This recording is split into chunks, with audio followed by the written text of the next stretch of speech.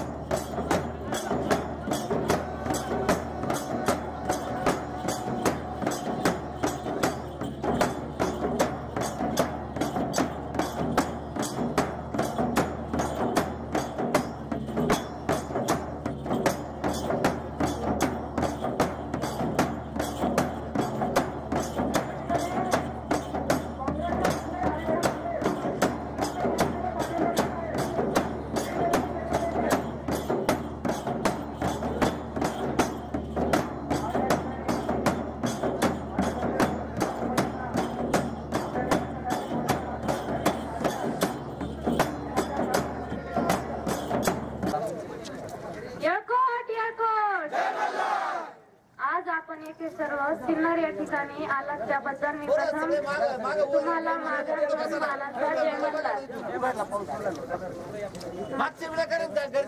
होळकरांची मावळं आम्ही घात कोणाचा करणार नाही, होळकरांची मावळं आम्ही घात कोणाचा करणार नाही। केला कोणी आमचा घात अहिल्यादेवींची शपथ सोडणार नाही, केला कोणी आमचा घात अहिल्यादेवींची शपथ सोडणार नाही।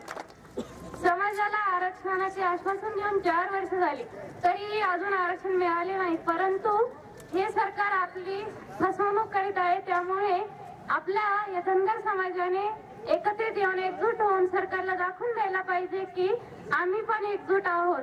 बांधवांनो, तुम्हा सर्वांना माझ्या अहिल्याच्या लेकीचा जय मल्हार। या मेळाव्यात आपण आज येथे कशासाठी उपस्थित आहात, कशासाठी आला आहात, या मेळाव्याच्या पाठीमागचा उद्देश काय आहे हे खरं तर पहिले आपण जाणून घ्यायला पाहिजे। अरे सरकार आपली 4 वर्ष झाली, आजपर्यंत सरकारने आपल्याला आरक्षण दिलं नाही, अजूनपर्यंत सरकार आपल्याला फसवणूक करतोय आणि त्या सरकारला फक्त एकच संदेश पोहोचला की तू फक्त एक दिवस त्या गाडीमध्ये फिरतो, तसा एक दिवस आमच्या मेंढ्यांमागे काठी घेऊन ये, तुला लगेच कळेल की धनगर आरक्षण करण्यासाठी आहे म्हणून।